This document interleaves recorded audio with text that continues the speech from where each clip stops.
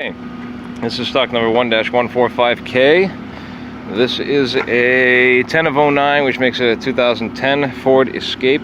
This is a XLT, and it's only two-wheel drive. It's not all-wheel drive. It's got the little 4-cylinder in it, automatic. Had it running for about 20 or so. No lights on. Doesn't look like it overheats or anything. No fluid transfers. Everything was up where it was supposed to be.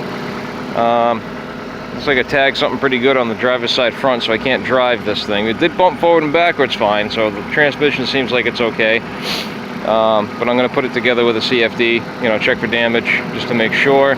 But as of right now, it's okay. This is California emissions one, I believe. Yep. No, it's federal, not for sale in states of California. Okay, but it is a 2.5. All right. Let's see.